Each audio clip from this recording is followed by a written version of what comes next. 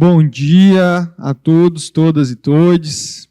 A gente vai dando início, então, à nossa mesa de debate de políticas e estrutura sindical.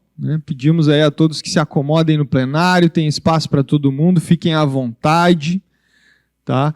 Antes de apresentar aqui a nossa mesa, a gente vai liberar uns minutinhos, 3 minutinhos, que foram solicitados pelos representantes dos funcionários, dos trabalhadores e trabalhadoras da Açurgs, E nesse sentido, então, vou pedir para o Carlos que faça uso da palavra. Carlos, fica à vontade, rapidamente. Muito obrigado.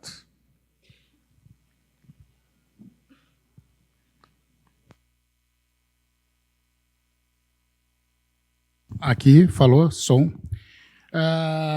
Companheiras, companheiros, eu venho aqui em nome dos meus colegas funcionários da Açurgs, tá?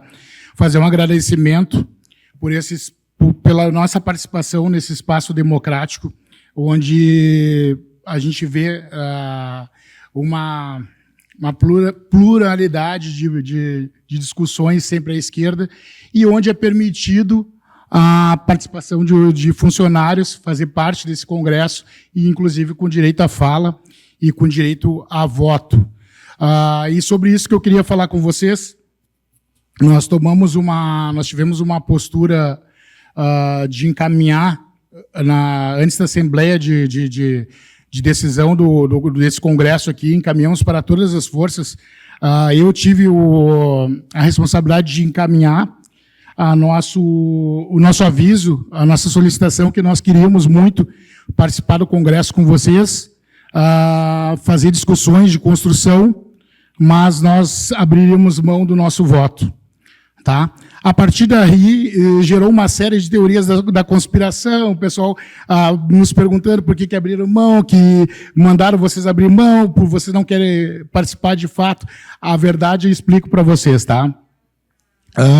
De uns 4, 5 anos para cá, a gente começou a fazer uma discussão na nossa base de sindicatária, que é a nossa categoria de fato, sobre identidade sindical nossa.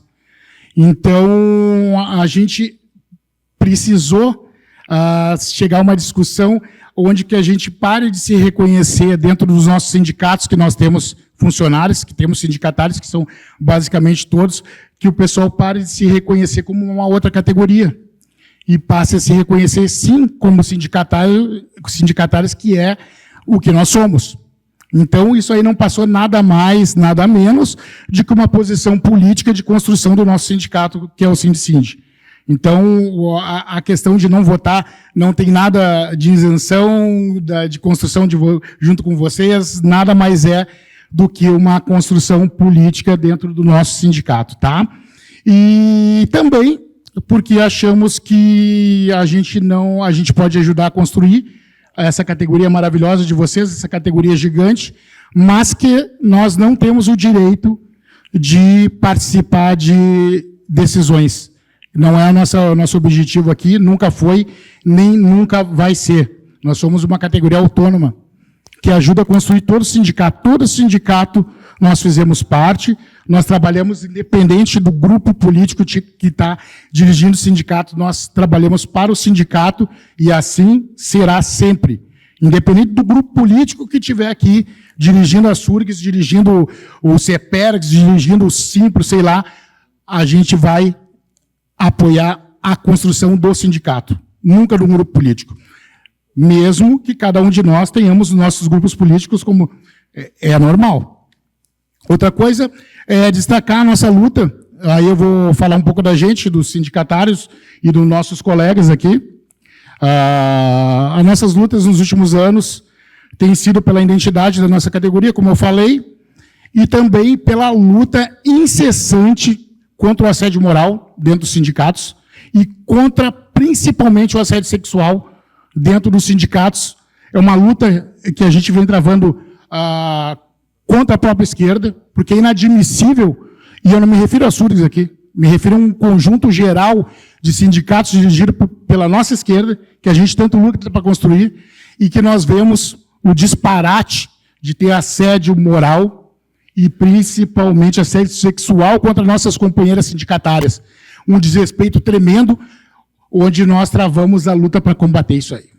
E me enche de felicidade quando eu venho no Congresso, quando eu participo no Congresso da Surgs, que vejo tantas teses fazendo a defesa da participação das mulheres, reivindicando o espaço das mulheres, onde elas têm mais voz dentro de um ambiente tão masculino, que é o movimento sindical, e os partidos políticos, que a gente sabe que são locais que muitas vezes destrói as companheiras, arrasam as companheiras, e acabam sofrendo de violência política escancaradamente. E é o que muitas vezes nossas colegas sindicatárias passam dentro dos sindicatos e muitas vezes não tem espaço onde elas possam expressar, representar, e se fala, muitas vezes são demitidas, como o caso que nós já vimos em sindicatos gigantes aqui do Rio Grande do Sul.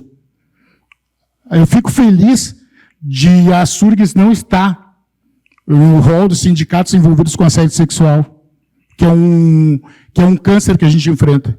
Mas, por outro lado, a gente trava uma luta diária, e isso não é um problema de uma coordenação ou duas, com problemas de assédio moral.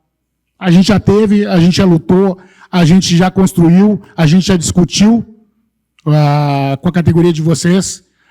Os casos são poucos, e quando tivemos posturas grandiosas de expulsar os assediadores de suas bases de luta. Então, criamos junto com a categoria de vocês, e isso para mim também é motivo de orgulho. É o primeiro sindicato do Rio Grande do Sul que assinou conosco, com o Sindicinde, um acordo coletivo. Isso é uma vitória da nossa categoria, da de vocês, que é o primeiro sindicato no Estado, que creio até que no Brasil, tem assinado uma cláusula no acordo coletivo, onde tem uma comissão de combate ao assédio, composta paritariamente por funcionários, coordenação e base de ambos os locais. Isso me deixa feliz.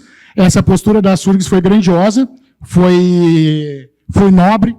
Então, fica aqui a nossa saudação de todos os funcionários, a categoria de vocês, e pedindo a todos que se abram realmente mais espaços para as companheiras que são assediadas moralmente, sexualmente, façam o debate e combatam isso aí. Essas situações tão delicadas que o pessoal passa no dia a dia. A saudação dos funcionários, pessoal, muito obrigado. Obrigado, André, pelo tempo. Muito obrigado, Carlos, pela saudação, né? Nos enche de honra contar com o apoio dos trabalhadores e trabalhadoras aí do sindicato da Surgs, né? Acho que abrir essa mesa dessa maneira é sempre muito bom. Pedimos a todos, então, coloquem seus telefones no modo silencioso aí para que a gente possa acompanhar e, né, e curtir esse debate aí da melhor maneira possível. Eu sou o André Teles, atualmente coordenador jurídico do sindicato, né? Estou aqui compondo a mesa com o Guilherme, também participante da comissão organizadora do Congresso.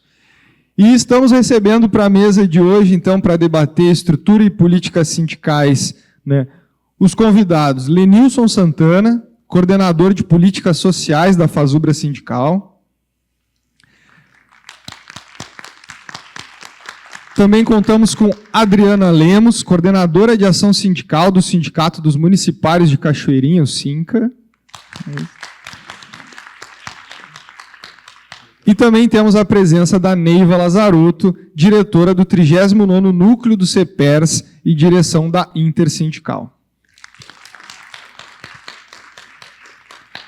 Nesse espaço vamos dar, então, 10 minutos para cada intervenção, né, visto o avançado da hora, para que os nossos convidados possam, então, discorrer a respeito do tema. Iremos avisar os convidados em 5 minutos, na metade do tempo, depois em 2 e depois quando for para concluir, tá bem? Claro, Silvio?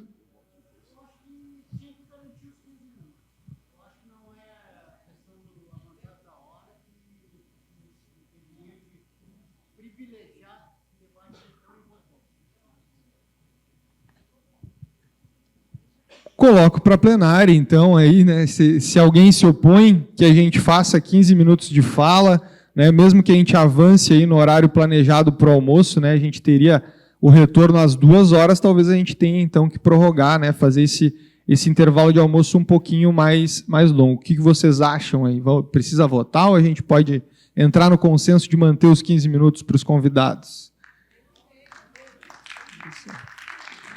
Acho que está mantido, é isso então. Ó, também fico muito feliz de poder contar com isso.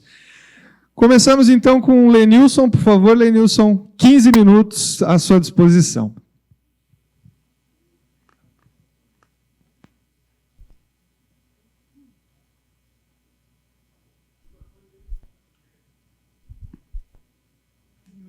Som. Já pensou 15 minutos com o microfone desligado, não ia dar nada, né? Então, primeiro, agradecer o convite, os companheiros e companheiros que fazem um sindicato, né? Tentar dar a minha contribuição da melhor forma possível. Um tema, para mim, é muito rico, né? Esse tema trata da questão de estrutura. O tempo, por mais que tenha voltado para 15 minutos, é um tempo ainda muito exíguo para a gente tratar dessas questões que são tão importantes para a nossa categoria. Mas, e para o conjunto da classe trabalhadora como um todo, mas vamos lá, vamos para o debate. Eu queria iniciar essa discussão, porque sempre que a gente vai começar a discussão sobre estrutura sindical, políticas sindicais, a gente faz uma reflexão sobre a origem do sindicalismo no nosso país, né? Um país de capitalismo tardio, e vem uma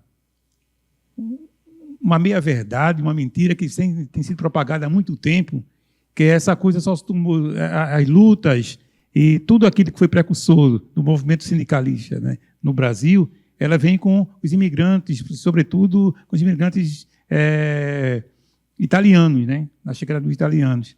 Isso, para mim, é uma coisa que dói muito, né, porque eu, como pessoa preta, né, a gente invisibilizar toda a luta que o povo negro fez nesse país.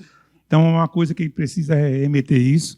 A gente tem, além das lutas pela libertação do povo negro, né, que é mais do conhecimento de todo mundo, mas algumas lutas organizadas que podiam se chamar de greve, mesmo que no Brasil oitocentista não se utilizasse esse termo na época, mas o paro que aconteceu na fábrica lá de Ipanema, fábrica de pau de Ipanema, ainda em 1920, que reunia negros escravizados, né, libertos e mais outros trabalhadores libertos. Então, isso para a gente sinaliza que existiu lutas que foram bastante importantes, que construíram todo esse espaço, né, para a concretização do movimento sindical brasileiro. Então, isso é importante que a gente evidencie, mesmo tempo sendo curto, mas não dá para a gente passar sem pontuar essa questão. Com relação à questão da estrutura sindical, propriamente dito, a gente vem num período assim que a gente podia... Eu sou muito desconfiado quando a gente começa a fazer esquemas, porque o desigual combinado não permite que as coisas sejam tão estáticas assim, de que até um período acontecia isso, depois daquele período acontecia coisa diferente. Mas é importante para facilitar o entendimento. A gente, até os anos 30, por exemplo, a gente tinha um sindicalismo muito mais livre, né, autônomo, né, que reunia e discutia as suas regras de como atuar, baseada no que as categorias, né, a classe trabalhadora decidia. Esse é um momento muito rico do movimento sindical brasileiro, que, com a chegada ao poder do Getúlio Vargas, o golpe de Vargas lá, ela toma outro contorno, né? O Vargas sinalizava com algumas coisas que eram interesse da classe trabalhadora e, ao mesmo tempo, ele fazia com que o movimento ficasse dominado, doutrinado. Então, aí é o momento que a gente inicia um sindicalismo oficial. Esse sindicalismo oficial ele atravessou vários momentos. Na ditadura militar, eu faço questão de pontuar isso, porque a gente, num momento assim, recente, inclusive no interior da nossa federação, da FASUBRA, eu sou dirigente da FASUBRA também, a gente travava lutas para que a gente entrasse em luta, entrasse em movimento contra o governo do Inominável. E o que é que se dizia? Que contra um governo daquele não tinha como a gente... Era muito arriscado você sair às ruas, era muito arriscado você... esquecendo das lutas que foram travadas durante a ditadura militar, que não foram poucas, né? Não foram poucas. O ano de 68 mesmo trata duas greves importantíssimas, né? Naquele período, tanto em Osasco como lá em Minas Gerais também, que foram greves riquíssimas, que tiveram enfrentamento duríssimo, né? Com repercussões violentas contra a liderança do movimento. Em 83, só para pontuar algumas dessas greves, a grande greve geral de 83, né? Que depois deu origem que foi importante para a criação da fundação da CUT, logo em seguida, que cumpriu também um papel importante, né, na história da luta dos trabalhadores. Então, essa divisão é importante, né, sabendo que... Por que eu coloco isso? Porque a estrutura sindical ela determina muita coisa, mas ela tem que estar sendo discutida com a questão da concepção e prática sindical. Não dá para ser vista sozinha a estrutura. Porque numa mesma estrutura você pode ter diversas maneiras de atuar diferente do movimento operário, tem hora que o movimento está mais agudo, tem hora que está mais recuado. Então, nesse período da ditadura militar mesmo, que foi, que não precisa ser maiores comentários do que representou a ditadura militar, empresarial militar no nosso país, mas que sufocou o movimento sindical, prendeu, fez desaparecer muitas lideranças, invadiu mais de 2.000 sindicatos, né? Então, foi um momento muito duro. Mesmo assim, os companheiros já iam às ruas. Os companheiros se mobilizavam, faziam greve de ocupação, que foi uma lição que a gente não pode esquecer, certo? E parece que muitos esqueceram agora há pouco, porque não tiveram a coragem de enfrentar o governo de Bolsonaro, um governo que era muito mais frágil, inclusive, do que a ditadura militar. Então, depois, no final dos anos 70, esse movimento cresce, né? Ele toma muito mais corpo, né? Que é chamado novo sindicalismo. E esse novo sindicalismo ele conseguiu conquistas muito grandes, mas ele não conseguiu romper com essa questão do sindicalismo oficial. A gente continua com o sindicalismo oficial. Hoje a gente vê muitas vezes, a gente vai deflagrar a greve e o pessoal está preocupado com o tempo do ofício que está sendo encaminhado avisando a greve, né? A pessoa está menos preocupada com a mobilização e mais preocupada com a comunicação da greve, porque é uma necessidade que o sindicalismo oficial impõe para a gente. Então, essas coisas é importante que a gente coloque. Então, a questão da estrutura, a concepção e prática tem que estar muito alinhado. Agora, alinhado com o quê? Com o projeto e sindicato que a gente quer. E aí eu queria trazer para vocês a questão do sindicalismo classista e quais são os princípios desse sindicalismo classista que nós devemos perseguir o tempo todo. Primeiro, uma questão que para a gente é muito rica, que é a questão da independência de classe. Mas que danada independência de classe? Como é que ela se realiza, de fato? E eu poderia ser bastante duro com vocês e dizer assim que a independência de classe ela só se realiza na luta contra o Estado, na luta contra o governo. Isso também se aplica para as reitorias. Não há independência quando você tem uma política de convivência pacífica com esses setores. Então, esse para a gente é um princípio muito importante que delimita toda a nossa ação enquanto sindicalista, enquanto movimento sindical. A outra questão é a questão da democracia operária. Que diabos é a democracia operária, né? Eu acho que é a única forma, inclusive, de formar novos dirigentes sindicais, né? O sindicato deveria ser, pelo menos deveria ser, uma escola de socialismo, uma escola que ensinasse como gerir a sociedade. E o gerir essa sociedade tem a ver com dividir responsabilidades, dividir tarefa, deliberar conjuntamente.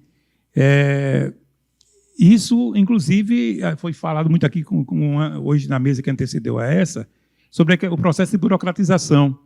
Isso não seria uma vacina, né, mas seria uma ferramenta importante para o combate da burocratização.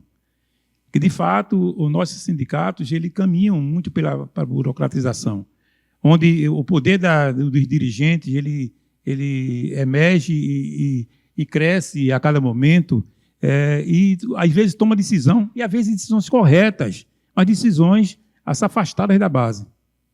Então, é aquela coisa de eu prefiro errar sozinho, errar junto com as pessoas do que acertar sozinho, né?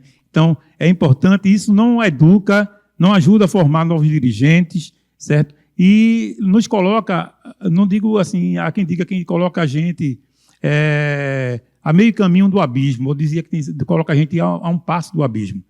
Quando as direções sindicais elas se acham suficientes para tomar decisão em nome da categoria, a gente está fadado ao fracasso.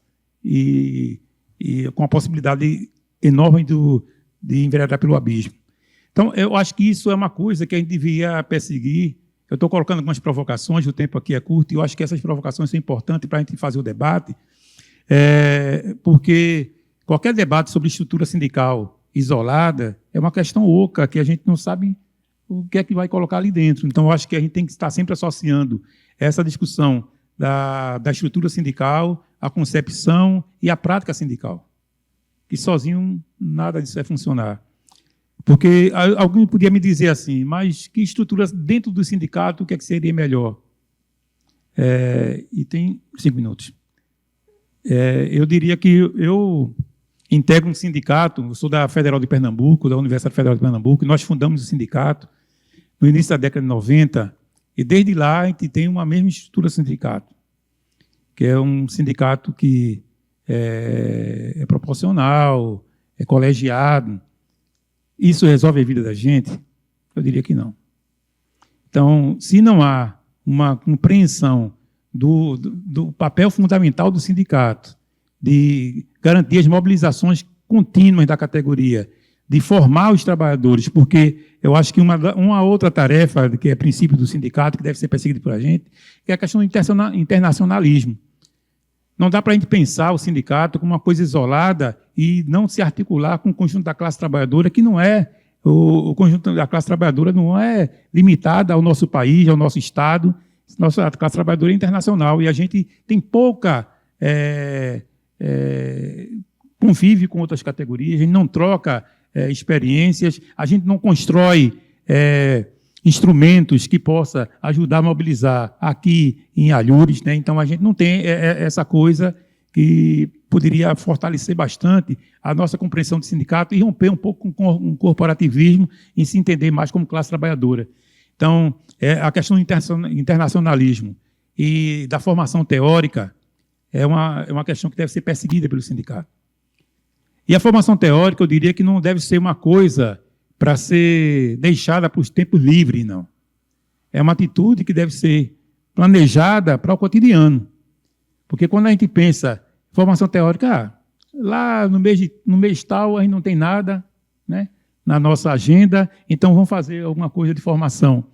Isso aí não está servindo para nada, né? Ou serve para muito pouca coisa, né? Tem que procurar fazer com que isso seja uma tarefa cotidiana no nosso sindicato.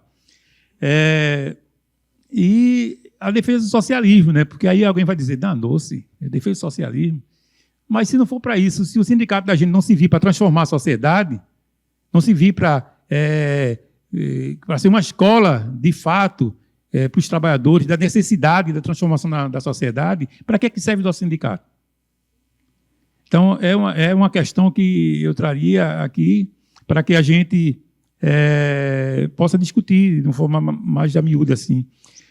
E aí não tem essa coisa de dizer assim que a conjuntura ela está ruim, então a gente agora tem que saber que os nossos limites são menores. Se a gente não apostar na nossa força, se a gente não tiver a compreensão do quanto nós somos capazes de fazer as coisas, a gente vai ficar nessa discussão o tempo todo. E isso, inclusive, é um artifício para barrar, para frear as lutas, certo? Para paralisar o movimento, paralisar as entidades. Então, é preciso que a gente entenda o sindicato como uma necessidade, mas uma necessidade para, além da categoria, um sindicato para uma entidade para o conjunto da nossa classe, para fazer essas articulações, para formar novas lideranças, e para isso a gente tem que ter democracia. Democracia operária é uma necessidade para que tudo isso aconteça. Então, fazer reuniões, eu não sei como aqui se tem algum organismo de base aqui, certo? Mas ter um organismo de base é importante para que a gente possa trazer os problemas locais, para que os trabalhadores exercitem na prática a discussão e o que fazer, e como enfrentar aqueles problemas, certo? Então, tudo isso é uma tarefa que tem a ver com a questão de estrutura, concepção e prática sindical. Eu tinha feito uma apresentação aqui, mas o tempo, como tinha sido um pouco reduzido, eu tinha aberto mão de fazer essa apresentação, mas eu queria trazer essas preocupações e essas provocações aqui para vocês.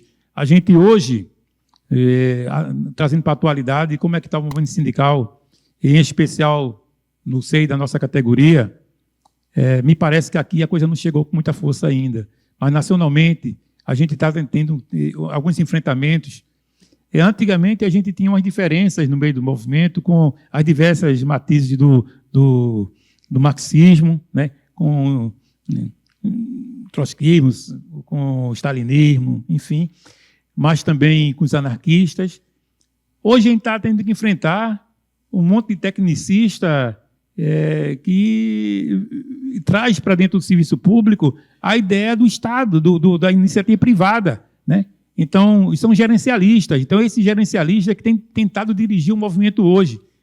Eu não sei se tem gente aqui, mas como eu também não gosto de fugir de polêmica, mas isso tem sido uma característica, por exemplo, do Tás na Luta hoje, nacionalmente. Então, é bom sempre trazer as polêmicas de forma, assim, olhando no olho, né, de como é que essas coisas acontecem. Então, as propostas que são apresentadas são propostas que remetem à reforma do Estado, à reforma administrativa, e a gente precisa entender que o sindicato é muito mais do que isso, né? O sindicato é muito mais do que isso, é uma necessidade que supera tudo isso, certo? E que a gente só vai ter sucesso se a gente levar para a base o poder de decisão e a única forma que tem de a gente formar novos quadros seria a gente ter democracia de base. Democracia de base, trazendo os trabalhadores para decidirem junto conosco, certo? Todas as questões do sindicato, não nos isolando, certo? O meu tempo acabou, desculpa.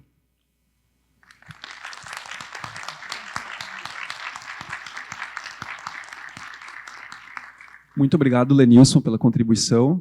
A gente vai passar a palavra agora para a Adriana Lemos, coordenadora do SINCA. Bom dia, boa tarde. Meu nome é Adriana, então faço parte do Sindicato dos Municipais de Cachoeirinha. Fico feliz aí de falar na sequência do colega Lenilson, acho que abre várias discussões para a gente ter. Acho que é bem, assim, o nome da mesa é Estrutura e Política Sindical, né?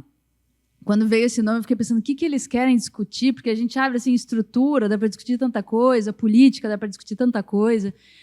Aí eu fiquei pensando um pouco nessa mesma linha, assim, ó, o pressuposto de qualquer estrutura é a política. A estrutura sindical ela tem que estar a serviço de uma linha política que a gente aqui, conjuntamente, enquanto trabalhadores, vai definir. Na ditadura, a estrutura vai ser uma. Agora, durante esse momento que a gente está, a estrutura vai ser outra. A estrutura sempre vai se modificar. E a gente tem que ter a esperteza de saber modificar a estrutura de acordo com a linha política. Mas a nossa linha política a gente não pode abrir mão. Então, por isso que eu vou pesar um pouco mais a mão nessa história da política sindical aqui. Porque eu acho que a gente, dentro de uma política sindical, tem esquecido um pouco da nossa importância enquanto sindicato, né? Primeiro, reforçar, até bastante gente falou isso na mesa anterior, todo e qualquer avanço que a gente teve enquanto trabalhadores veio de muita luta, ponto. Essa muita luta, ela teve várias conformidades, né? Mas ela sempre veio da luta, seja uma luta na rua, seja uma luta grevista, né? Seja uma luta de ocupação. Grandes avanços que a gente teve no Brasil e no mundo vieram de luta. Tá? A gente tem um congresso progressista e tal, foi muitas vezes uma consequência dessa luta, não foi o ponto de partida. A gente conquistou uma Constituição em 88, a gente não tinha um congresso progressista. A gente teve muita luta, muita greve, e foi a partir daí que a gente teve conquistas legais, né? Então, acho que pontuar esse lugar do sindicalismo, a importância que ele tem. Eu acho que a gente esquece a importância do sindicalismo. E quando eu falo sindicalismo, eu não estou falando da gente aqui enquanto estrutura, enquanto congresso. Sindicalismo é os trabalhadores em luta. Isso a gente não pode perder de perspectiva. Fazer movimento sindical é fazer luta enquanto trabalhador. Tá? Pode ser hoje dentro de uma estrutura sindical, de sindicalismo de Estado, pode ser outro tipo de sindicalismo, pode ser com proporcionalidade, pode ser sem proporcionalidade, Pode ser qualquer polêmica de estrutura que a gente tenha. Sindicalismo é fazer luta, né? E a gente está no momento que a gente precisa reaprender a fazer luta e reaprender a chamar os nossos colegas trabalhadores aí para a luta. Essa é a nossa grande tarefa no momento, né? Então, é isso. Política sindical, sindicato é a nossa principal trincheira de luta. Tá? Às vezes, a gente tem dado mais importância para outras trincheiras do que para essa estrutura sindical. A estrutura sindical, a luta sindical, nada mais é do que a gente, numa relação de trabalhador e patronal, está querendo avançar por direitos. É isso, né? Hoje, a nossa patronal aqui, a reitoria, o governo, enfim, queria reforçar também a importância do sindicalismo para fora do setor público. Até estava olhando as mesas aqui, senti falta de ter alguém do setor privado, talvez seja uma reflexão para a gente fazer. E lá no nosso sindicato é a mesma coisa, né? A gente, talvez, enquanto setor público, esteja se afastando da luta do conjunto dos trabalhadores quando se afasta da luta que está acontecendo, né, nos companheiros trabalhadores no setor privado. A luta dentro do setor privado ela ganha uma notoriedade, uma característica mais essencial ainda, porque quando a gente coloca aí, bota uma greve aí num setor produtivo, né, que produz lucro, num metalúrgico, setor clássico, nos APPs, né? Então, esses setores que produzem lucro, eles têm um impacto no movimento sindical muito grande, né?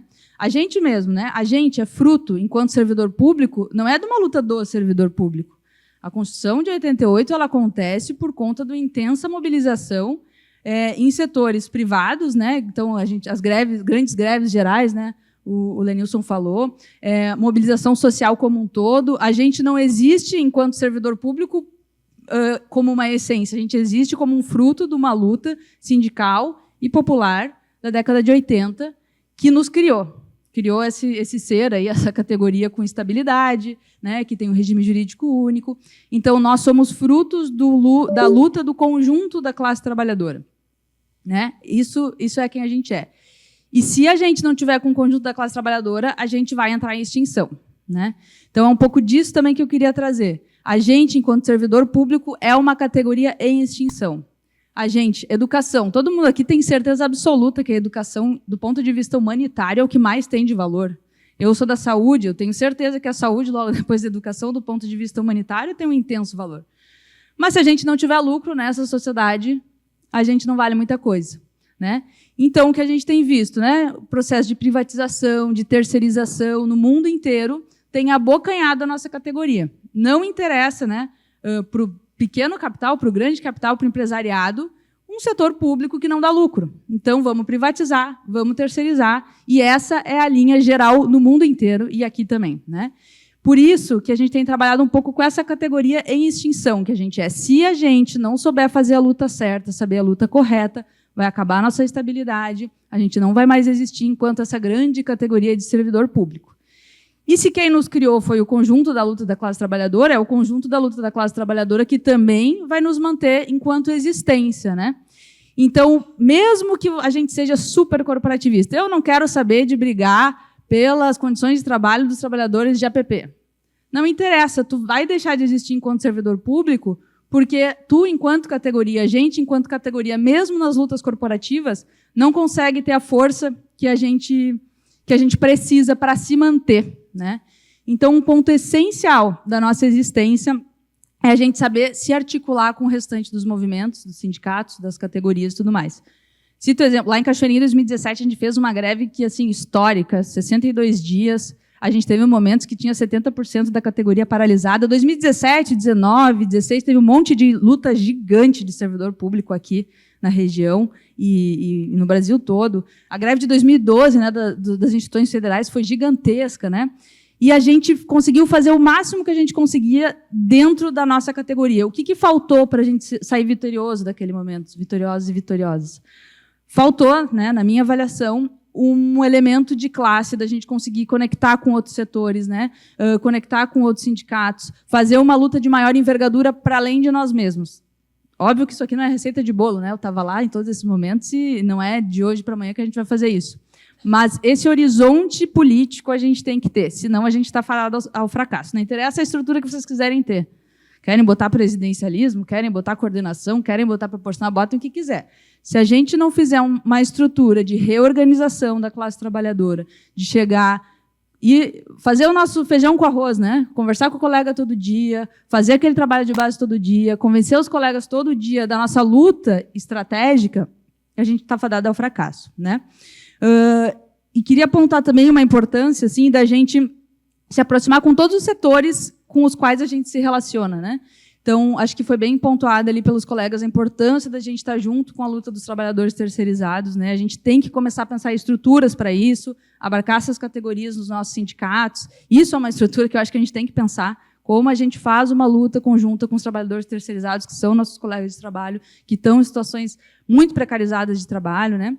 Outra coisa, a gente brinca assim, tem que sempre conversar com quem está do outro lado do balcão, né? A gente, enquanto servidor público, seja professor, seja professora, seja técnico, seja da saúde, seja um aluno, que é um estudante, que é com quem a gente está dialogando, seja um paciente, sempre dialogar com essa pessoa, e a gente tem que conseguir, enquanto sindicalistas, né, que somos, fazer essa articulação maior com essas lutas para além da nossa categoria, né, para quem as lutas com as pessoas com as quais a gente atende, né, no serviço público, né.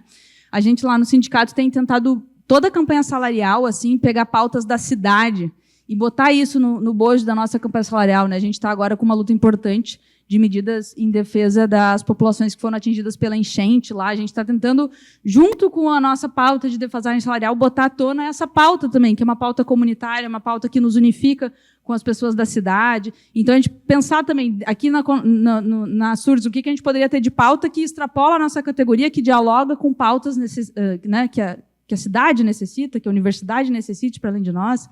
Então, criar estruturas para a gente ter um diálogo mais amplo para além de nós, né? Então, eu quis trazer então essa ideia do sindicato, do sindicalismo, enquanto nosso motorzinho de luta. Tá? Esse é o nosso motor de luta. Não vamos se perder de a cada 2, 4 anos a gente estar votando. Não que isso não seja importante, mas isso não pode ser a nossa essência. A nossa essência é fazer movimento sindical. Essa é a nossa essência. A gente está se afastando disso. A gente está se afastando. É importante que a gente retome essa centralidade. Nós, enquanto trabalhadores, a gente tem que estar no nosso sindicato, a gente tem que fortalecer o nosso sindicato e tem que fazer o feijão com arroz. Eu acho que o Lenilson começa ali a fala fazendo um acerto de contas que a gente tem que fazer, né? O sindicalismo não veio para o Brasil através de imigrantes italianos, então a gente tem dentro do sindicalismo no Brasil que fazer um acerto de contas em vários aspectos, né? Um nesse aspecto da luta antirracista, outro na questão de gênero, que o colega trouxe, o companheiro que é trabalhador de sindicato. Então, temos acertos de conta a fazer com linhas políticas gerais sindicais, e isso tem que ser feito.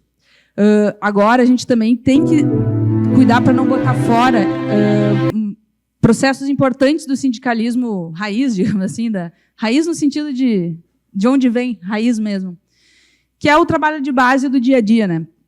Eu acho que, às vezes, aquela coisa assim, hoje, rede social é super importante. É importante a gente estar naquele espaço. Mas nada substitui eu chegar com um panfleto no local de trabalho, olhar olho no olho com um colega de trabalho. Nada substitui isso, né? E isso tem que ser a essência dos delegados sindicais, delegados do Congresso, dos representantes. Isso é o ponto de partida do sindicalismo, tá? E isso não é só a pessoa da direção que faz, né, o coordenador, o presidente, sei lá, é todos nós. Isso é uma tarefa, e isso é o sindicalismo de verdade, né? É essa articulação no dia a dia, essa confabulação, é a gente estar no local de trabalho dia após dia, né, aos poucos minando ali um colega, outro, convencendo, organizando. E a gente faz um trabalho, hoje foi falado de manhã, né, de maratona, né? Nosso trabalho é de maratona. Então, vamos aos poucos, mas vamos andando num sentido de aglutinar mais colegas, aglutinar trabalhadores para a gente fazer uma luta legal, uma luta maior aí, né? E aí, nesse sentido de estrutura mesmo, eu acho que a gente tem que entender isso. Estamos numa fase de reorganização do movimento, né? A gente, enquanto sindicato, tem que entender que é o momento de reorganização. Quando a gente está numa fase de reorganização, a gente tem que dimensionar nossas pernas, dimensionar para onde a gente quer ir, dimensionar o que a gente consegue e o que a gente não consegue fazer, né? E nessa reorganização, eu acho que é bem importante a gente organizar bem esses espaços de base, né? Eu diria que no sindicato a gente teria uma estrutura mais de diretoria, de coordenação e tal, menor, mais enxuta, e tem as estruturas mais de massa mesmo, né? As estruturas ali de assembleia, de delegados sindicais, de representantes sindicais, que vocês chamam aqui, né? Então, a gente fortalecer essas estruturas, né, de assembleia, de representantes, eu acho que é por aí o caminho da gente fortalecer os nossos sindicatos, né? Sempre olhando para o lado, para as categorias ao lado, para as pessoas que a gente está atendendo, para a gente, de fato, conseguir se defender enquanto servidor público, né? Eu acho que esse é o recado... Falta... Está acabando já? Beleza. Então, acho que é bem importante a gente caminhar nesse sentido, tá? A gente, lá no Sindicato de Cachoeirinha, a gente tem conversado muito, e parece que vocês também estão assim aqui, que os delegados sindicais hoje, no nosso estatuto, lá eles têm mais poder de decisão do que a própria diretoria, assim. Essa foi uma decisão que a gente tomou num congresso de 2019, e eu acho isso bastante condizente. Eu não sei se aqui é assim também, você sabe? Iguais. Lá a gente tomou essa decisão, em 2019, de que as decisões de representantes sindicais, delegados sindicais, teriam um poder superior à diretoria, assim.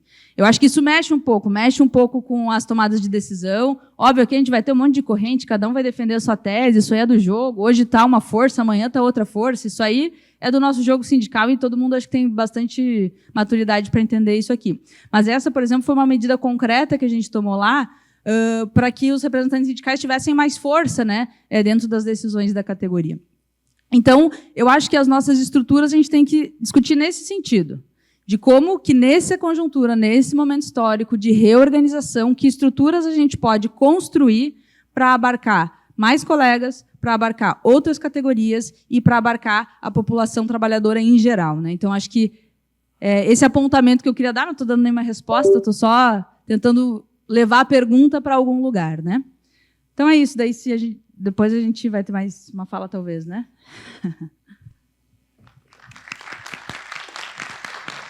Obrigado, Adriana. Ainda bem que a gente manteve os 15 minutos. Agora, passar a palavra, então, para a Neiva, diretora do CEPERS. Neiva. Queridas companheiras, queridos companheiros, André e o Guilherme aqui que dirigem a mesa, saudar a SURGS, através deles, todos vocês, os companheiros debatedores aqui, o Nilson e a Adriana.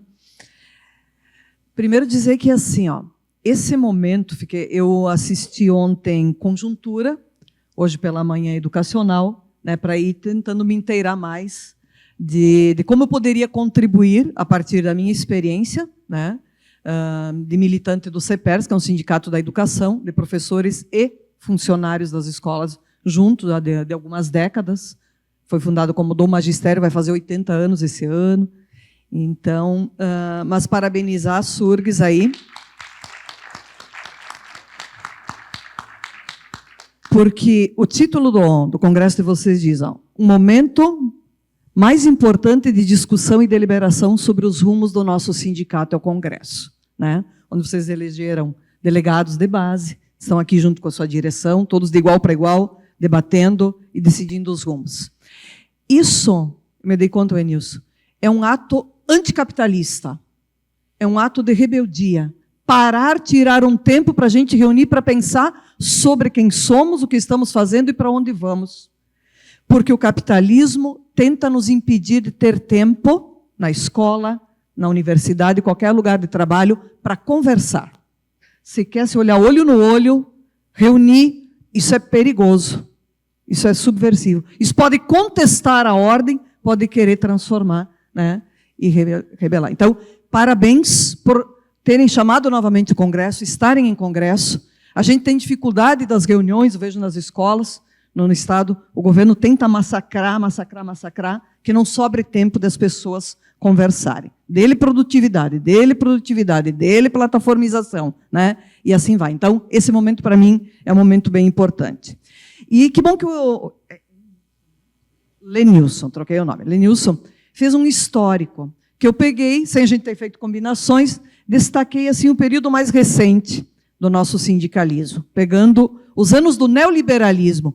Porque por que está tão difícil de lutar? Por que não tem mais tanta luta e tudo mais? Nós levamos porrada de montão na cabeça. Aqui tem bastante jovens, mas vocês são jovens que são uma vanguarda, que já sabem, que estudam, que são organizados, têm organizações políticas, sindicais e tudo mais, e conhecem também parte dessa história. Eu vou pegar de Fernando Henrique para cá, né? Olha só, ou um pouco antes, né, um pouco antes, do nosso papel enquanto classe trabalhadora, organizações. Os dois companheiros falaram da Constituição Federal. Pois a Constituição Federal de 88, eu hoje sou do PSOL, eu fui do PT, né, ajudei a fundar o PT na minha cidade do interior, e a Constituição de 88 o PT se negou a assinar. Lembram disso? 3 ou 4 deputados foram expulsos porque eles concordaram em assinar a Constituição. E por que nós éramos contra assinar a Constituição naquela época? Porque o que a gente tinha discutido em reunião da igreja, da escola, do sindicato, no movimento popular, o que é a Constituição, o que é constituinte, o que é o capítulo dos direitos, tudo isso era o período do ascenso, pós-ditadura, o período do ascenso, então teve elaboração coletiva. E a Constituição estava muito aquém daquilo que a gente tinha tirado como programa. Não, programa. Né? E aí a gente era contra assinar. Pois hoje nós não estamos defendendo a Constituição com unhas e dentes, porque veio a contra-reforma, veio a reforma da Previdência, da FHC e de Lula, veio a reforma trabalhista do golpismo. Né? Veja só, Vargas, a gente criticava Vargas, a gente criticava a CLT. Hoje nós não estamos defendendo com unhas e dentes a CLT? Né? Os direitos. Por quê? Porque foi avançando o capitalismo, o neoliberalismo, né, para tirar o que tinha sido acumulado. Nem aquilo eles aceitam. E a gente achava que era pouco, para a gente ter uma vida, uma condição de vida digna para a classe trabalhadora e uma transformação social, né, rompendo com a exploração dos trabalhadores. Hoje tem, não sei se vocês viram, circulando um videozinho, onde uma professora diz que as crianças se xingam de CLT. Vocês já viram esse? Por quê? Porque hoje a CLT é uma coisa arcaica. Hoje o moderno é trabalhador uberizado, é o trabalhador, né, que não tem direito e tudo mais. CLT é pejorativo, olha só a esquizofrenia da coisa. Eu vou passar para as companheiras aí, para a Laís, para a Maristela, as companheiras, isso. Então, olha a loucura que a gente retrocedeu. Ainda assim, né, apesar de tantos ataques, vem Fernando Henrique, avança o neoliberalismo, tira isso, tira aquilo, tira aquele outro. Bom, a gente consegue ter alguns avanços, como elegeu o Lula por uma primeira vez. Mas eis que veio a reforma da Previdência. E desde então, antes nós éramos praticamente uma central sindical única, nós éramos da CUT. Né? Pulverizou, rompeu. Por quê? Porque a gente lutava para tentar manter a autonomia e independência em relação ao governo, que era nosso, que nós tínhamos eleito. Aí formou-se a Intersindical, formou-se a CTB, formou-se a CSP com lutas, e nós estamos num momento de dispersão, de atomização da classe, por causa de um programa, né, que é o centro para nós. E qual é o projeto? Então, de lá para cá, bom, aí vocês já são contemporâneos, muitos dos jovens, o que a gente tem conseguido fazer? Em alguns momentos, unidade de ação, contra o golpe, contra o bolsonarismo. E esse sindicato, para mim, eu conheci essa parte da história, é um exemplo, porque aqui dentro desse espaço, em 2016, a SURGS procurou a reitoria da URGS e construíram um ato em defesa da democracia. Conseguiram detectar que estava em curso um golpe. O primeiro ato contra o golpe na Dilma no país foi organizado pela SURGS. Tenho orgulho de dizer isso, de ter conhecido a Berna, a Lurdinha, a Márcia, as gurias que faziam parte daquela geração, o Silvio, né? Pela contribuição política. Porque, sim, o sindicato tem que lutar, em primeiro lugar, para o nosso direito. Vocês estão fazendo uma luta ferrenha para cumprir o acordo de greve. Vocês fizeram uma belíssima e forte greve em períodos difíceis. Né? Conquistou, e agora, olha só, tem que lutar para cumprir o acordo da greve. Né? Olha as condições. E aí, nesse período, é difícil. Por quê? Porque a gente sabe, enquanto a esquerda, né, a maioria dirigindo, pulverizada em centrais, né, nas organizações, mas é possível ter unidade. Por quê? Porque a gente quer lutar. E tem alguns que têm o temor de que a gente vai atrapalhar o governo do Lula. Nós queremos que o governo dê certo, mas ele também tem que nos ajudar. Eu estive em Brasília no dia 18 de janeiro de 2023, não sei se você estava nessa, quando o Lula reuniu 600 sindicalistas de todas as centrais sindicais, confederações e federações, no Palácio do Planalto, 10 dias depois da tentativa golpista da depredação. O palácio sem vidros, e nós estávamos lá. Nossos representantes das centrais sindicais tiveram fala, depois o Lula falou, o Marinho falou, ministro do Trabalho, e o Lula falou no final. E dentre as falas do Lula, eu fui resgatar ontem, ele disse duas coisas para nós. A maioria era da nossa geração, ele disse dos cabeças brancas, né? Tem que voltar a fazer trabalho de base. Tem que voltar a fazer trabalho de base. Aqui vocês chamam de unidades, né? Nós, no CEPERS, é escola. Eu, por exemplo, saindo daqui, vou ter que ir lá para uma escola que foi interditado um prédio, né, por causa do abandono do governo Leite. E a gente chama assim, ó, os cariocas dizem, vamos correr escola, que significa visitar as nossas unidades, fazer o debate, chamar, e não é fácil, E a segunda coisa que o Lula nos disse é, cobrem. Vocês me elegeram, eu estou aqui, eu sou o governo, mas vocês têm que me cobrar, porque do lado de cá o mercado está todo dia cobrando. Cobrem, mobilizem. Pergunto, camaradas, teve grandes mobilizações de 2016 para cá? Só que não. Né? Então a gente tem que parar e pensar. Por quê? Tem gente que tem um receio, porque agora a gente está enfrentando, onde foi abordado, a extrema-direita, qualquer movimento que a gente for fazer vai atrapalhar o governo Lula. Não. Se não tiver mobilização, eu sou uma das que tem convicção, junto com as minhas companheiras do Fortalecer, que se não tiver mobilização, eles nos vencerão. Eles voltarão outra vez ao governo. Porque só com acordos, né, tentando resolver, sai daqui, sai de lá, nós estamos perdendo a guerra. A gente ganha uma coisinha, mas perde na maioria dos casos. Então, acho que estar junto, sim, no combate à extrema-direita, né, mas manter autonomia e independência e fazer a luta e fazer a mobilização é um grande desafio. Então, não pode o Lula dizer uma coisa de público para nós e ter uma orientação distinta para o interno, porque as grandes organizações estão ajudando a frear o movimento, infelizmente. Acho que a gente precisa romper com isso. Né? Senão, não adianta só a eleição, de fato, de 2 em 2 anos. A luta tem que ser permanente e a gente precisa acumular forças, né, para que eles recuem. O que mais que eu queria dizer para vocês desses desafios? Então, eu acho que esse período, né, mesmo tendo tido a ofensiva deles, se resistiu. Teve lutas, teve greves, alguns momentos mais difíceis, outros menos. Né? Aqui, digamos, o que eu acho que vocês vão discutir depois, sei que está na pauta, conversando com as companheiras, a Maristela, a Morgana, os companheiros, disseram que vocês têm uma das polêmicas sobre o debate sindical, essa direção vai se manter nesse formato que tem aí a sua eleição por chapa e venceu, é majoritária, ou se vai ser proporcional. Vocês já viveram as duas experiências. Né? Eu sou do lado do CEPERS, o CEPERS nunca teve a proporcionalidade, e a gente acha que o CEPERS tem uma história de muita luta. Né? Mas é só uma direção? Não. Tem aquilo que eu acho que vocês falaram agora aqui, que eu sei que tem na SURGS também, o Conselho de Representantes. O Conselho de Representantes. Vocês chamam representante de base, acho que é, né? Conselho de Delegados. Né? Um chama Conselho de Delegados, lá no CEPER a gente chama Conselho do Núcleo, o Conselho Geral, que é uma instância que está, sim, acima da direção, e acima do Conselho está o Congresso, e acima daquela instância, a Assembleia Geral, onde é a participação livre de todos os associados. Entende? Então, acho que não. A experiência que a gente vive é que é importante o programa. Junta quem tem uma unidade no programa e dirige.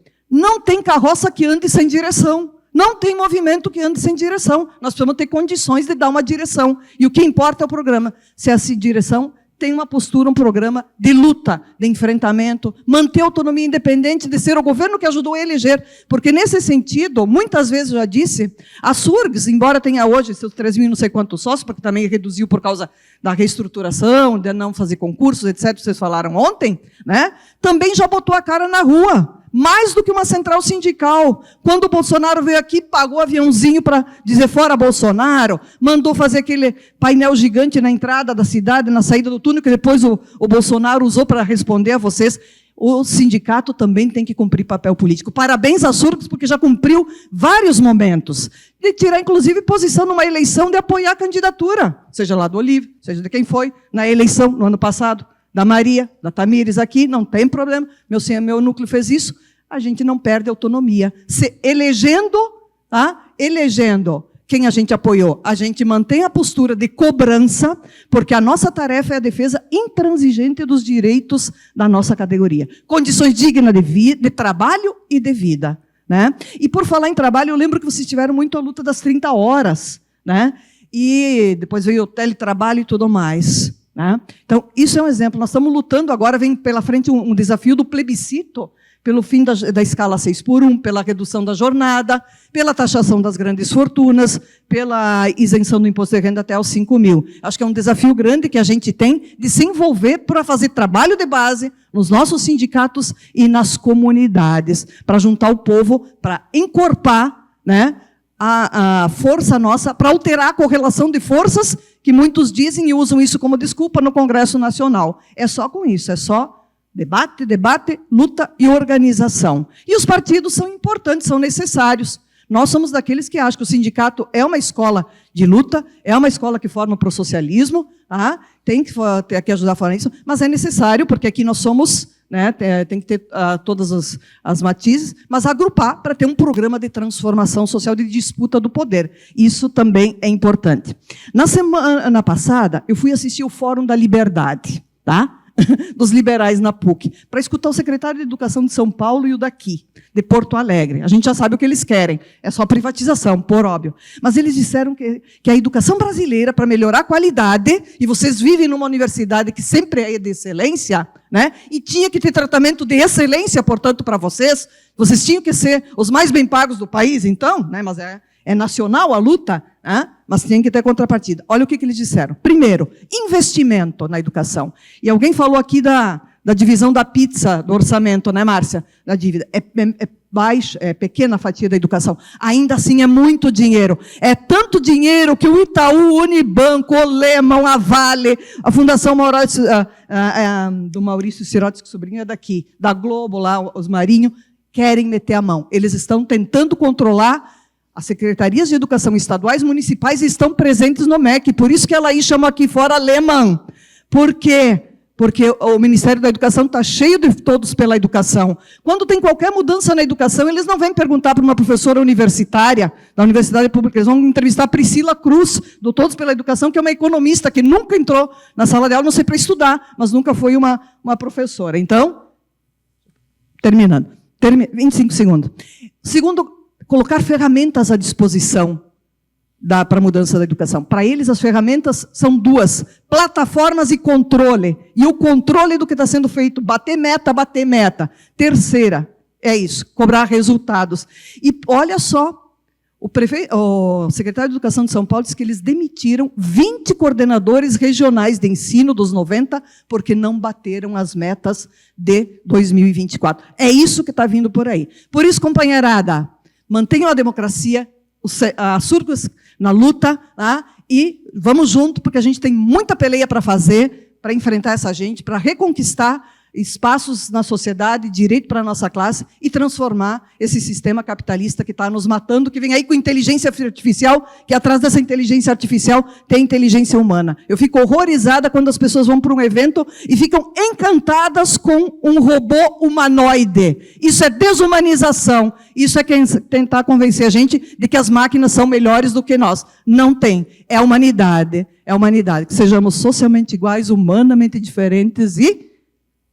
esqueci, troquei, da Rosa Luxemburgo.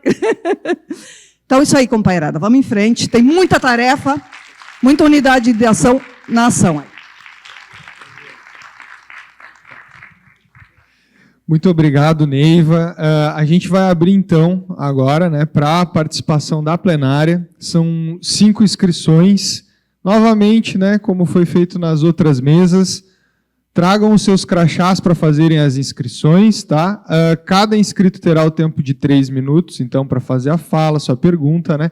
E depois a gente vai ter uma rodada final, então, com os nossos convidados e convidadas. O Guilherme vai estar recolhendo os crachás, então, por favor, pessoal.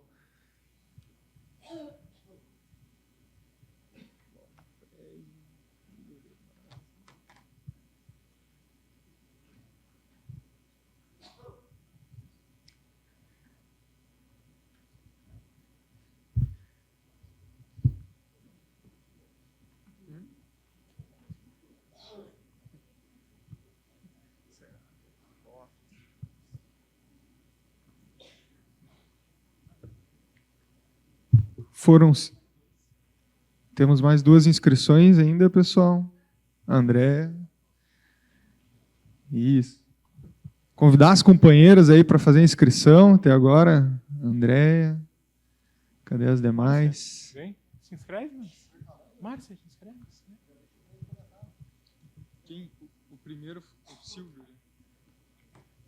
Tá. O primeiro é o Fred, Guilherme? Então já vamos liberando a fala, então. Fred, por favor, 3 minutos. Tá. Bom dia a todos, né? Ou melhor, boa tarde já, né?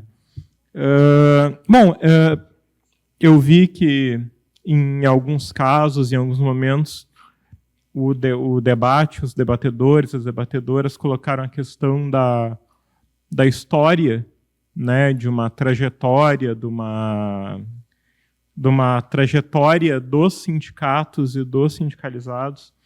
E eu queria, na verdade, até bastante curto, assim, mas eu queria que vocês discorressem um pouco, na medida do possível, sobre a importância que o conhecimento sobre a história de cada uma das nossas organizações e cada um dos nossos sindicatos pode contribuir com a luta.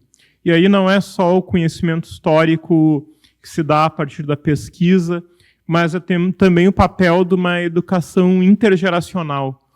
Porque eu também aprendi com muitos e muitas colegas mais experientes que eu, devo muito a eles e elas também, para a minha formação como sindicalista. E aqui na Surgs nós temos uma entidade, né, que de história, ela foi criada lá nas suas origens em 51, sendo que a categoria se organiza desde 1921, né, quando foi formada a Cooperativa de Escola da Engenharia. Então nós somos uma categoria que tem mais de 100 anos de organização, uma entidade que tem mais de 70 anos de existência, e tratar da importância da categoria se apropriar dessa história, do conhecimento dos mais experientes para também se educar. Que o conhecimento intergeracional é uma educação permanente. Queria que vocês decorressem sobre isso. Agora o Marco, depois o Pedro já fica preparado. Bom dia a todos. Eu gostaria de novamente fazer mais algumas provocações. Eu pego alguns dos ganchos colocados pela mesa e trago esses ganchos um pouquinho afiados para cutucar cada um dos meus colegas aqui presentes. Nós sabemos muito bem que os sindicatos são forças de transformação social. Foi bem colocado aqui pela mesa que houve aquela resistência de quando houve a proposta na Constituição de 88, que estava muito aquém daquilo que nós desejávamos, daquilo que estava sendo planejado, mas é o que nós conseguimos naquele momento. Nós também tivemos muitos momentos em nossa luta sindical e nas nossas greves de que nós conquistamos muito aquém daquilo que nós tínhamos proposto originalmente, mas conquistamos alguma coisa. Cada linha do nosso contra-cheque só foi conquistado com luta. O meu cutucão é o seguinte: nossa luta é permanente. Nós não podemos desistir nem descansar. Nós não temos esse direito de descansar, porque se nós baixarmos a guarda, seremos atropelados. E não seremos apenas nós, funcionários públicos, que seremos atropelados, mas sim a sociedade brasileira como um todo será atropelada. Meu cutucão é o seguinte: nós precisamos de mais do que união. Nós precisamos de aglomeração. E essa aglomeração passa também pela unificação com os outros sindicatos, com os outros movimentos sociais. Algo que nós fazemos de uma forma relativamente incipiente. Eu proponho, então, àqueles que estão à mesa, de levantar mais alguns questionamentos a respeito disso, para que nós nos insuflemos dessa energia, para ir em busca de caminhos que fortaleçam a unificação com os outros movimentos sociais. É isso que eu gostaria de colocar. Obrigado, Marco. Agora o Pedro, depois a Andréa. Mais uma vez, né? Boa tarde aí a todos, aos integrantes da mesa, aos colegas. Achei excelentes as falas, assim, né? Os temas trazidos sobre essa questão da burocratização, né?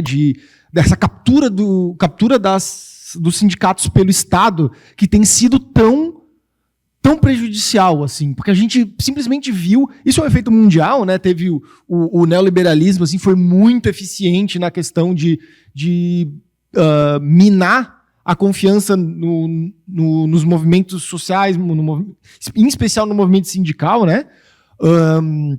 A gente vê assim a própria, assim, o fato da queda da União Soviética foi muito utilizado como retórica, né, ao longo do tempo, mas a gente vê que também esse é mais ou menos uma armadilha que a gente caiu, porque é um conforto, né, o sindicato ser oficial, a gente poder apontar, não, essa lei me permite fazer greve, quando assim é um conforto um pouco ilusório, né,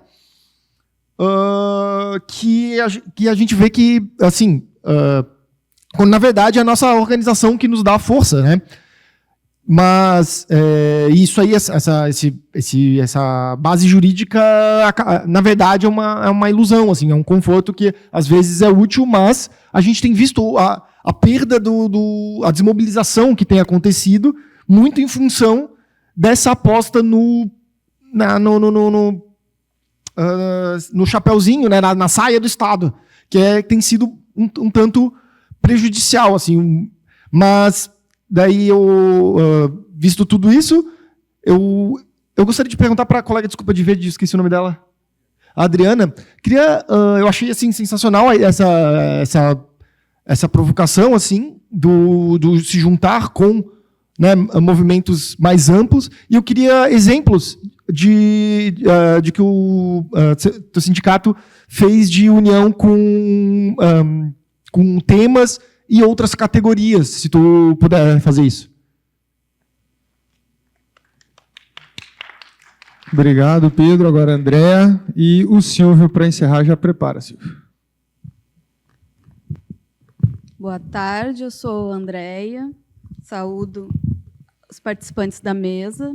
Foi mais uma mesa muito, muito boa. Eu acho um momento ímpar e importante para todos nós, a gente poder refletir sobre o sindicalismo, sobre o que é um sindicalismo revolucionário, de fato, né?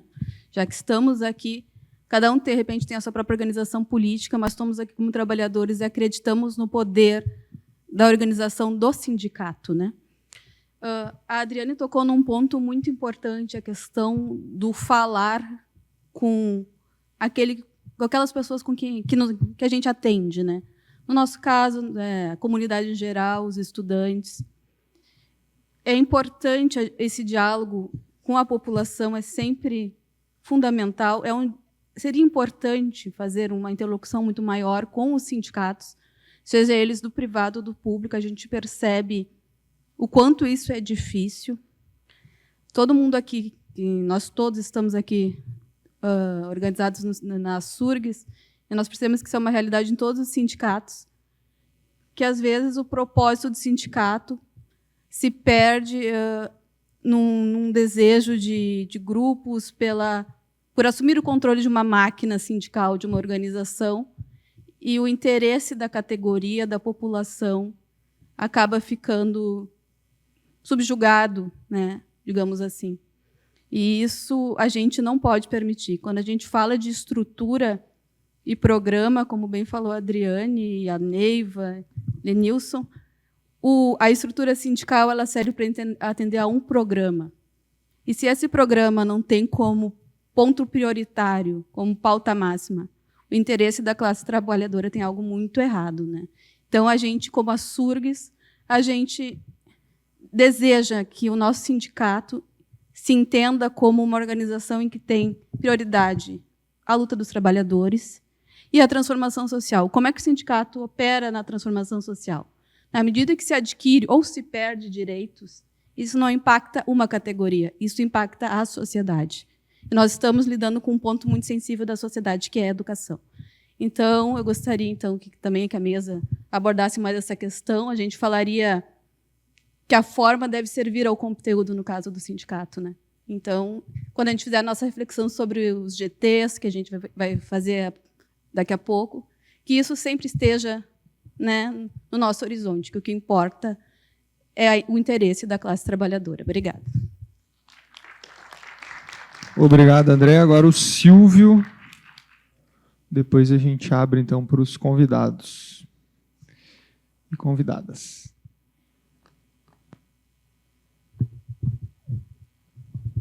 Então, vamos lá de novo.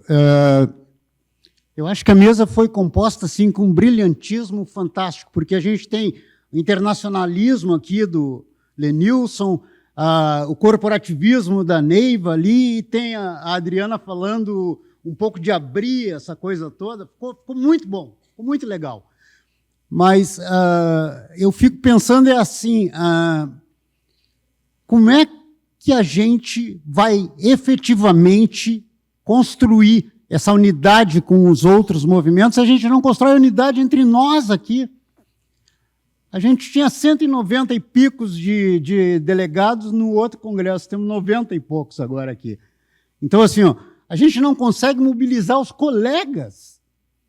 A gente vai querer mobilizar os outros lá de fora. Então, assim, eu ainda sou meio corporativo na luta. Eu acho que a gente tem que priorizar as questões que são da nossa categoria, né? Eu entendo a necessidade de abrir, entendo a necessidade de pensar na coisa internacional, mas eu acho que enquanto a gente não conseguir mobilizar os colegas para estarem aqui, fazendo essa discussão e tentando efetivamente mudar a realidade que a gente vive na universidade, a gente tem muito pouca força para querer mudar as outras coisas. Então, assim, uma provocação para o Lenilson, para a Adriana, o que a gente pode efetivamente fazer primeiro para mobilizar os colegas, primeiro para trazer os colegas para a discussão conosco e depois tentar abrir. Porque essa coisa dos invisíveis que a gente tem nas universidades, todos os terceirizados são invisíveis. Eles não existem. E, na verdade, hoje foi dito aqui, né? Por quê? Porque se eles pararem, o pessoal da limpeza, para a universidade, porque o professor não vai tirar o lixinho da sala dele. Então, assim, ó, quando o cara é terceirizado, eu ligo e digo, deu, eu não quero mais, manda outro. Quando é servidor, aí a coisa fica diferente. Então, a gente tem que primeiro lutar para voltar a ser todo mundo servidor, terminar com essa terceirização, conseguir trazer esse povo para dentro da luta conosco e depois, sim, trabalhar nessa coisa de abrir mais. Mas é para provocar mesmo. Obrigado. Obrigado, Silvio. Agora, então, a gente retoma, né, 5 minutos para cada uma da mesa, na ordem inversa, então, das falas. Então, Neiva, por favor, 5 minutos. Ó.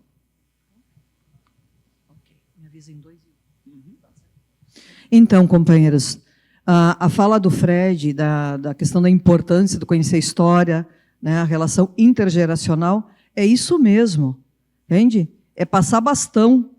Eu, quando participei da primeira greve do CEPERS, entrei no Gigantinho, morava no interior, cheguei no Gigantinho lotado, os dirigentes que... Hoje eu tenho 61 anos, isso foi há 35, 36 anos atrás, né?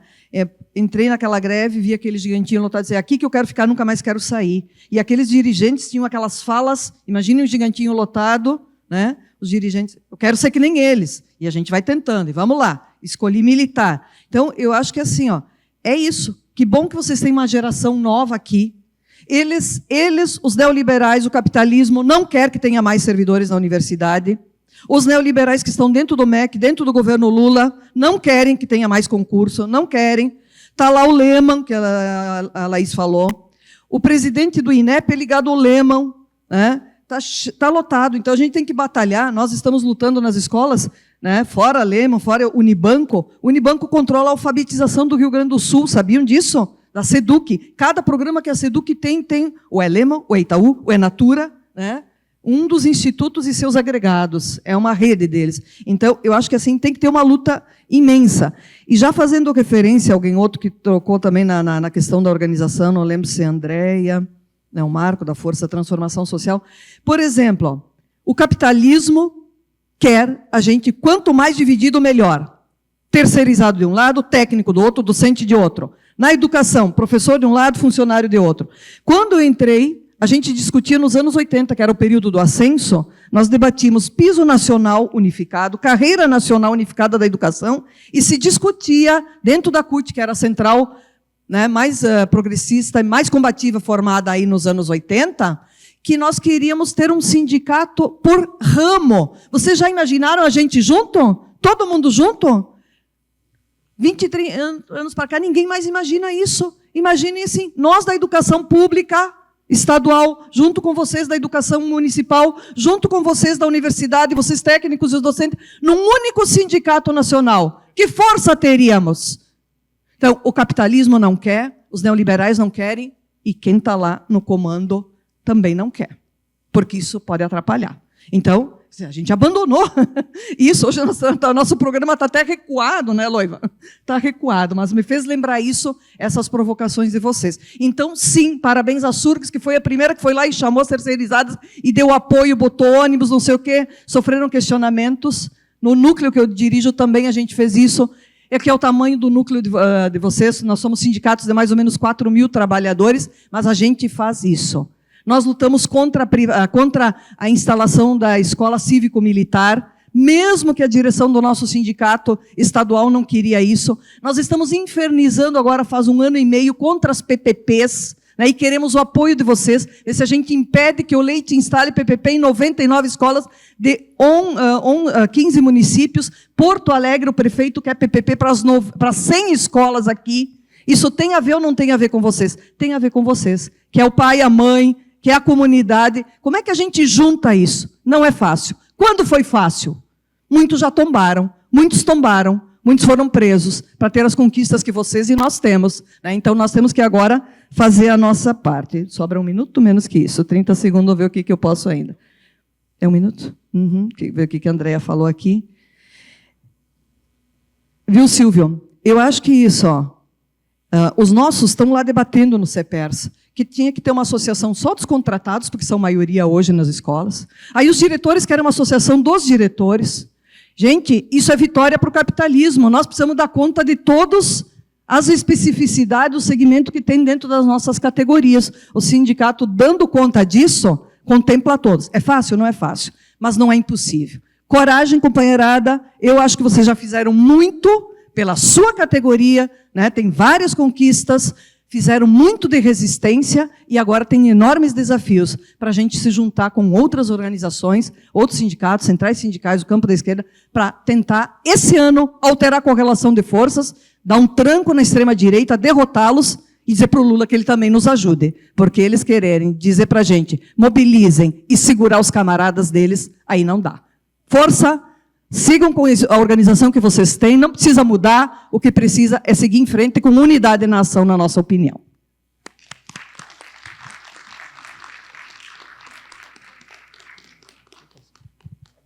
Adriana, agora. Bom, dá para discutir horas, né? Mas acho que vou nessa linha da unidade de ação, porque eu acho que é por aí que as coisas estão localizadas, né? Primeiro, não é fácil, nada é fácil, né?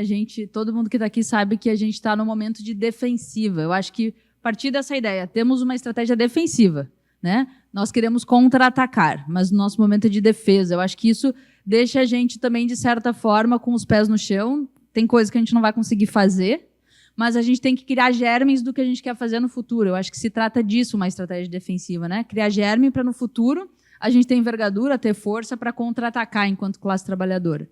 Dentro de uma estratégia defensiva, eu acho que a gente não vai conseguir fazer tudo o que a gente gostaria, mas a gente tem que buscar sempre essa unidade na ação, né? Então, como é que é teu nome? Pedro. Pedro colocou exemplos e tal. Eu acho que a gente tem que ter unidade nas lutas concretas e práticas que a gente encontra aí mundo afora, e a partir disso que a gente vai estar junto, entendeu? Lá em Cachoeirinha, por exemplo, a gente, toda a campanha salarial está tentando pegar a pauta quente da cidade e colar nela junto e fazer junto. A pauta agora é em defesa dos EJAs e em defesa das construções das obras de prevenção das enchentes, né?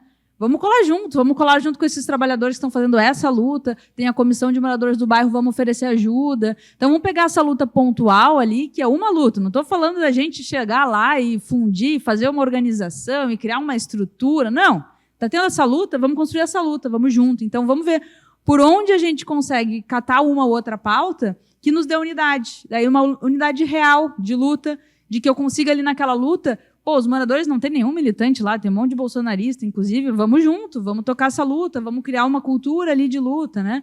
A gente teve um 1º de maio muito legal, uns anos atrás, que ia fechar uma unidade 24 horas. A gente, em vez de vir aqui para a mobilização, pensou, vamos construir alguma coisa lá naquele bairro que está tendo aquela unidade que está fechando.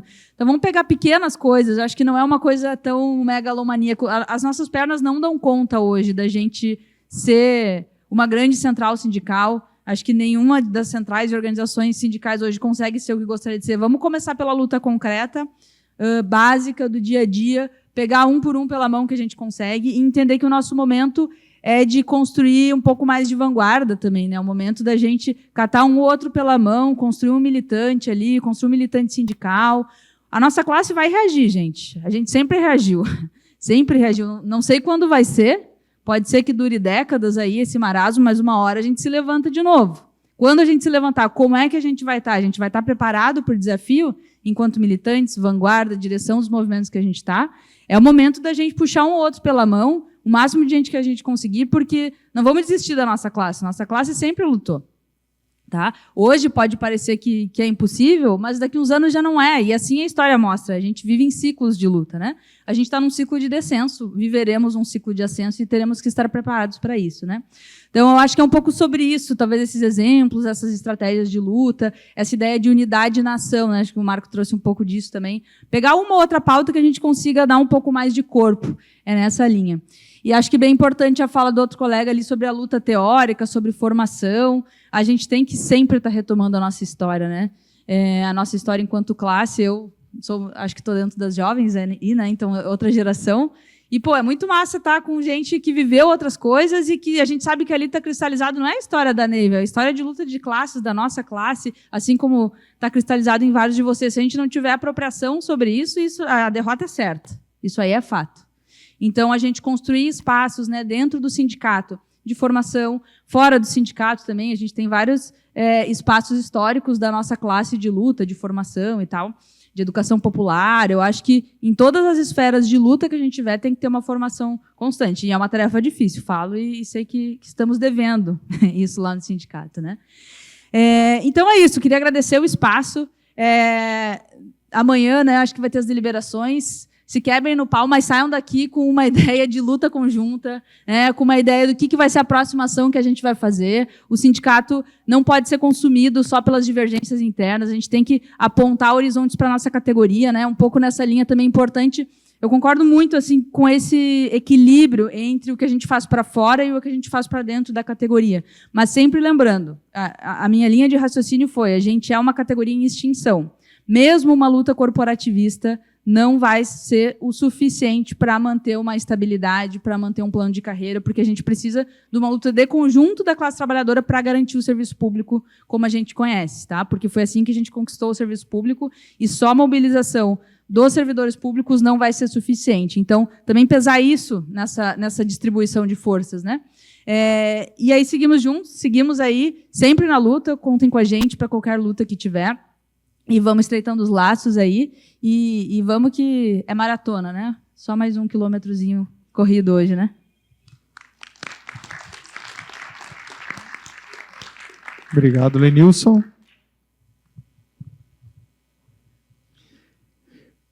Bom, as provocações aqui davam mais de um dia de debate, né? Porque tem coisas aqui que, se tivesse tempo, podia discorrer bastante.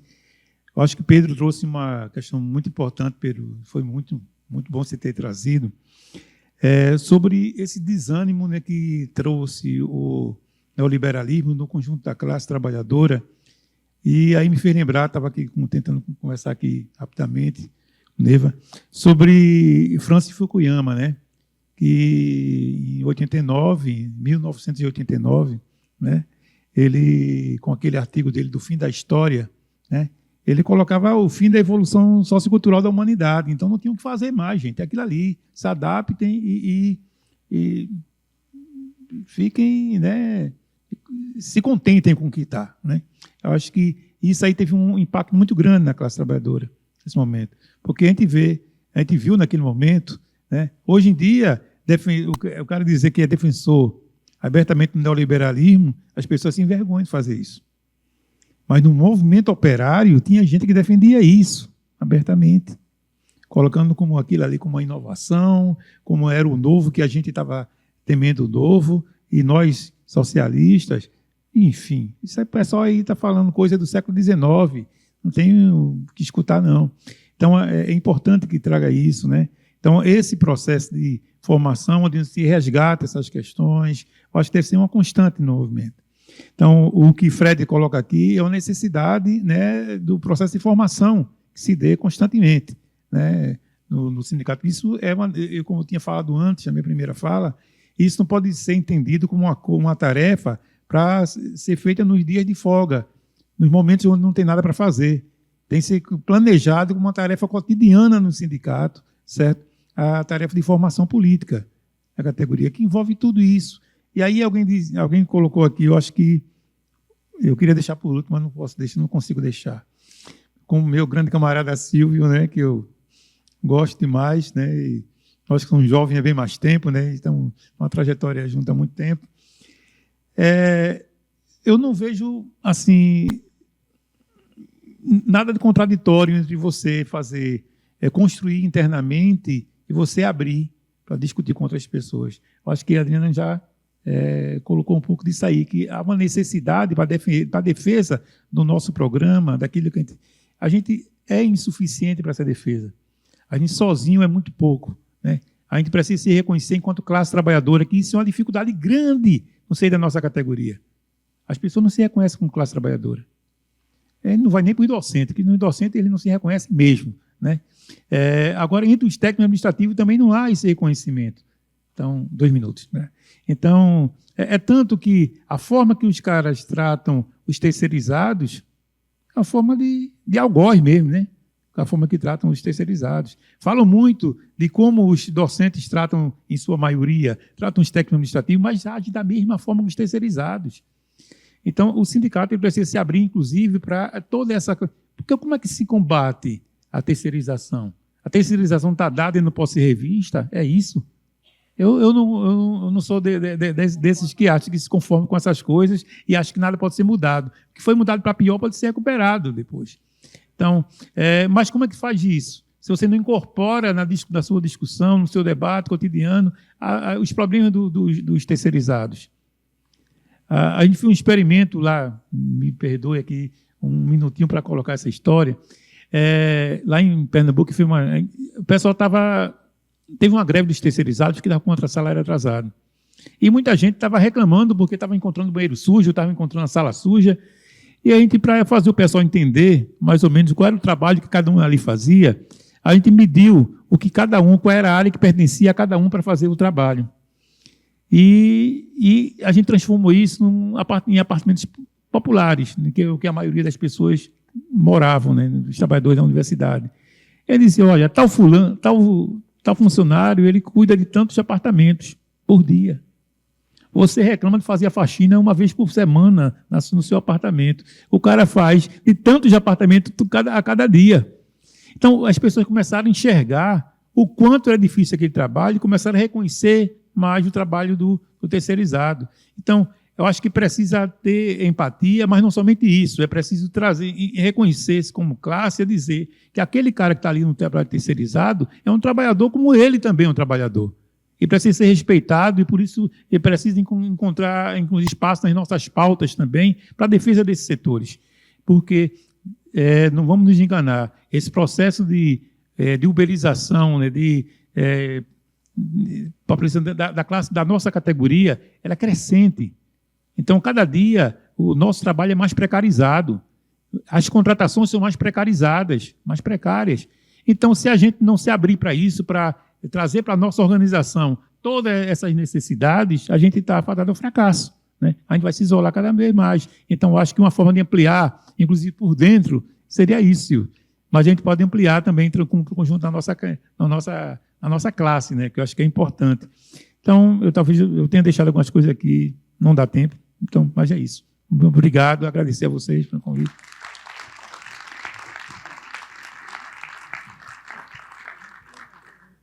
A gente agradece a contribuição dos 3 convidados. Não sei se o... A Adriana pediu mais um minutinho aqui. É um pedido rápido para encaminhamento amanhã. Queria pedir uma moção de solidariedade para vocês aprovarem, não sei se tiver espaço amanhã, ou se não depois pela diretoria. A gente está passando lá em Cachoeirinha por uma situação de perseguição e a gente está lançando uma campanha que é Nenhuma Servidora Negra a Menos. Especialmente numa escola em específico, tá? Que é uma escola, inclusive, numa região periférica, passou por um processo de embranquecimento recentemente, em que 2 diretores foram tirando aos poucos várias mulheres negras da escola, e uma delas, inclusive, está sendo perseguida por defender um aluno de uma situação de assédio, e a gente foi aberto um PAD contra ela, pedindo a demissão, e a gente está fazendo uma campanha pública agora, que é nesse sentido do Nenhuma Servidora Negra Menos. Aí peço para vocês aí uma moção de apoio para ser enviado para o sindicato, todos que tiverem aí puderem nos ajudar. E aí depois eu deixo o e-mail do sindicato direitinho para a gente organizar essa moção.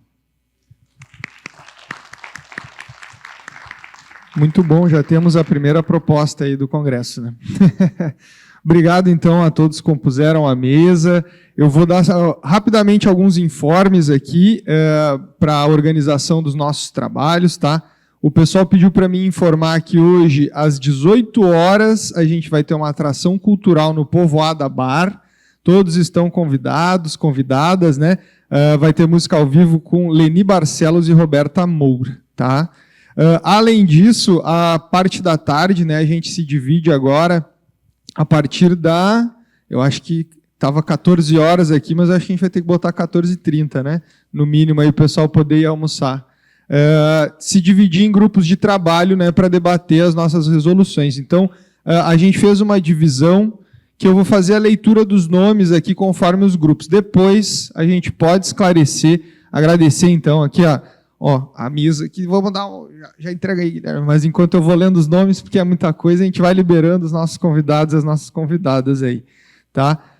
Depois a gente pode conferir esses nomes dos grupos, mas eu vou fazer uma leitura, já fiquem atentos, já vão anotando aí o nome dos grupos, tá?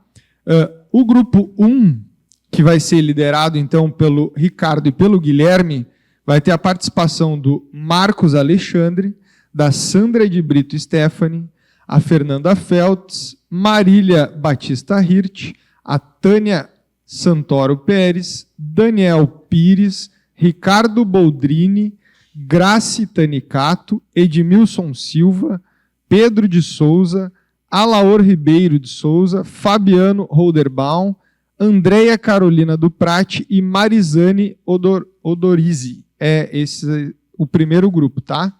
Depois a gente vai dividir certinho os lugares em cada... Não tem temas, né? O GT a gente vai debater toda... Vai ter a instrução no início do GT, tá? A gente vai fazer a leitura de qual que é a pauta.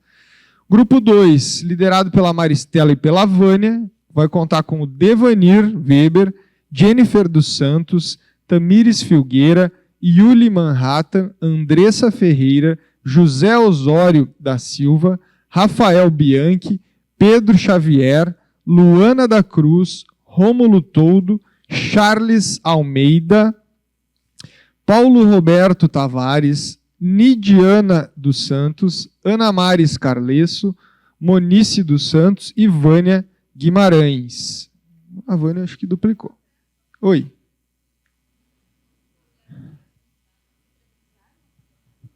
Isso, os delegados que já se credenciaram até agora, tá? Se tiver novos credenciados, a gente vai alterar, a suplência também.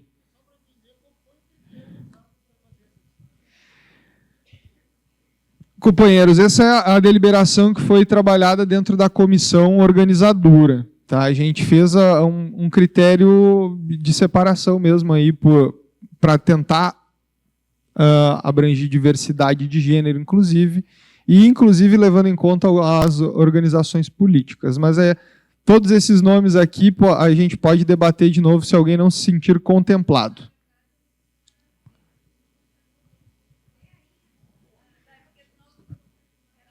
A gente vai depender da participação, né? Conforme as pessoas aparecerem. O pessoal já está saindo, então eu vou ler aqui, ó. Grupo 3. Rafa e Lucy, que vai ter, liderados pelo Rafinha e pela Lucy. Então, Eugênio Hansen, Vitor Servo, Leonir de Paris, Débora de Angeles, Christopher Santos, Mirela Leitão, Ana Maria Pereira, Denise Canarim, Karen Luana, Gislaine Thompson, Tatiana Calvetti, Fernanda Corte Real, Luciano Amaro Junqueira, Silvio Correia, André Teles, Márcia Tavares. No grupo 4, liderado por Rui e Neco, a gente vai ter as pessoas aqui, o Nelson Girardi, Cassiano Machado, Marcelo Chaves Salles, Reginaldo Gonçalves, Frederico Bartz, Sibila Binotto, Denise Sampaio, Paulo Terra, Maribel Nunes, Rodrigo Colgo Camargo, Ângela Fernandes, Auri Ricardo da Silva, Alain Alves de Souza, Janine Rocha, Isaura Helena Souza e Salete Vigers. No último grupo, grupo 5, liderado por Ítalo e Morgana, a gente vai ter a participação de Daniela Fonseca, Rodrigo Ribeiro, Marcelo Santos, Paulo Antonioli, Bárbara Fagundes, Geni dos Santos, Estela Almeida, Fabiano Porto, Jorge Ubirajara, Anderson Menezes, Gabriel Porto Dutra, Miguel Alencastro, Cauê Pacheco, Jorge Roberto Camargo de Souza e Laís Camisolão. Quem não teve o seu nome dito aqui pode procurar a sessão de credenciamento e quem ficou com dúvidas também pode procurar lá. Se quiser, se a gente puder ajudar com as dúvidas agora também. Sim, vai estar tudo lá disponível lá no setor de credenciamento para consulta posterior. E já está nas portas, é isso. A gente vai usar 5 salas aqui. O auditório principal, as 2 salas secundárias, o outro auditório e mais uma outra salinha. São 5 salas, cada grupo em uma. Um bom almoço para todos e até à tarde, pessoal. Obrigado.